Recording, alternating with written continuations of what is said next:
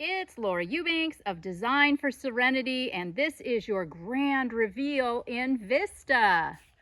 4 days, 5 crew with an assist at the end from Julian and our new guy, Jesse. Shout out to them. And we had to come back. We were just about a yard shy on rock. So Greg and Julian and I came back to do all of the finish work on this garden. Julian is going to pressure wash the driveway.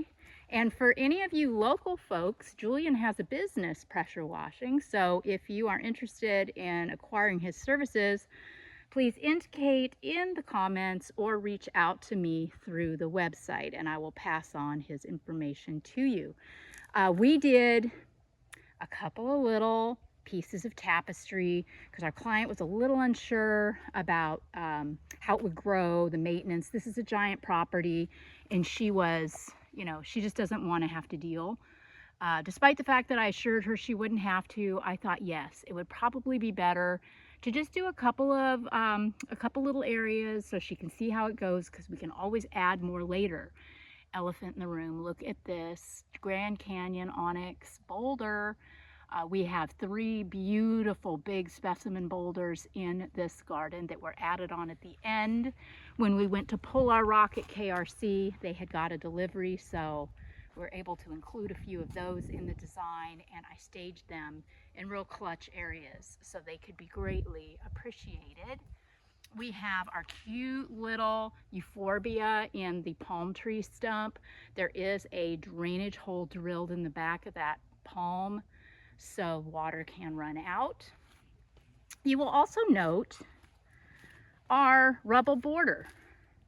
See, this is a solution for us.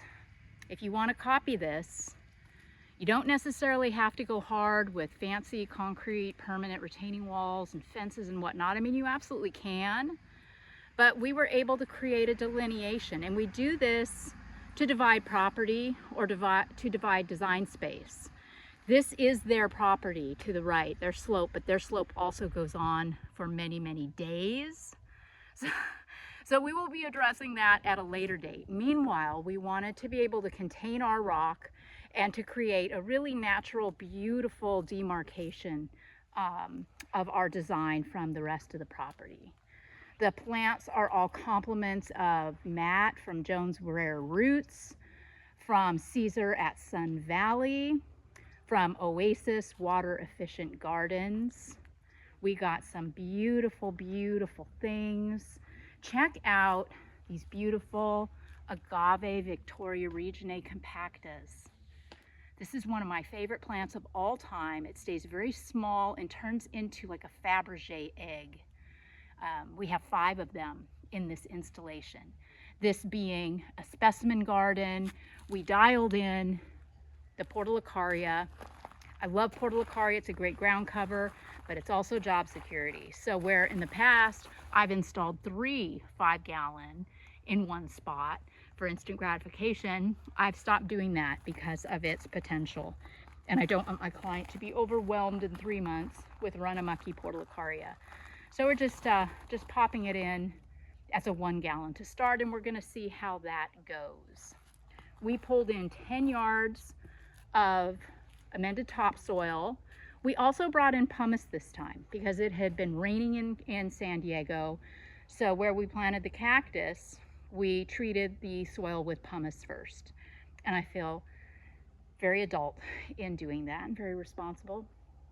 What else can I tell you about this? This is 5 ton a boulder. 5 ton or 6 ton? Greg, 5 or 6 ton a boulder? 6 ton. 6 ton a boulder, and about 6 yards of, what was the top dressing rock? Desert Gold 3/4 top dressing, which I'm loving.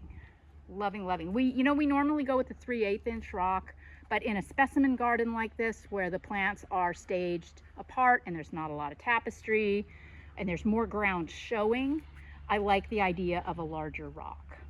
This was a special request from our client to do a tipped pot o succulents. And I hadn't done one of these in a really, really long time. And I'm super thrilled with how this turned out. I used a little Packavaria for my plant, which I thought just had a lot of strength, and I think it'll hold up better. And then I added a little Cali Gold 3/8 along the edge on the right to give it a bit of a delineation. I thought if I just pulled the top dressing rock against it on both sides, it would be lost. So that was my little design hack for you for that. Here's another one of those beautiful boulders from KRC, Grand Canyon Onyx. Ugh, so gorge. These Zagos palms were here, and they also had a mow curb. So this installation space was really broken up, and by covering up the mow curb, it made this look huge. This yard looks so much bigger now. Here's another one of those Regionae compactas here. And pardon my my shadow. The sun is not cooperating. It was raining cats and dogs in San Diego, and now it's summer again. All right, then here at the house, we have the stylings of Kevin and Miguel. Here's Miguel's tapestry. So stunning. Very, very good. Very beautiful. All these plants are from Oasis Water Efficient. And then over here we have Kevin. I'm so proud of my guys. You know, I can turn them loose and they just get it done. I don't have to micromanage. You know, I mean, these guys are artists and they just blow my mind every time. So stunning. And similar but not the same. They really did get the benefit of two different artists in that tapestry area. Then over here, we went simple. We just popped in, these jade were here, not in this specific spot, but they were on the property along with those Urbicum aeonium. So we just popped in big hunks of cuttings to kind of soften up this wall right here. It looks great. Then over here, it's kind of the same thing. I did a Petalanthus bracteatus. This is where they keep their trash cans, and they had a Caliandra that was just eating this whole area. It was terrible. You could hardly even see the gate. So I think the Petalanthus will be such a phenomenal choice, and I just wanted to soften it up with some understory plants at the base. So you can see it's not just a Petalanthus, it's a Petalanthus and Friends. Then I also tossed in a few pieces of 6 to 12 inch Baja Cresta rubble. All of this garden is irrigated with Netafim subterranean drip. And our client is an astronomer, so he is not interested in a bunch of lights. So there were no lights, no light pollution for Jim on this job. He's going to keep it all natural. There's, you know, a little bit of light right here for people at night. That's sufficient. But oh my gosh, guys, I can't wait, as always, to see this mature. It's just so spectacular. I just love the borrowed landscape of the king palms. You know, even those Italian cypress, I wasn't really feeling them initially, but now I don't necessarily hate them at all. The house is lovely. And just, yeah, man, okay. All right, so I'll shut up, and I'm wishing all of you a wonderful holiday season. I'm really encouraging those of you that can, weather permitting, to get out in your gardens. And we're gonna be busy, not so much in December, but at the first of the year, we've got a lot going on. So be sure and stay tuned. And as always, thank you so much for your support. Bye, guys.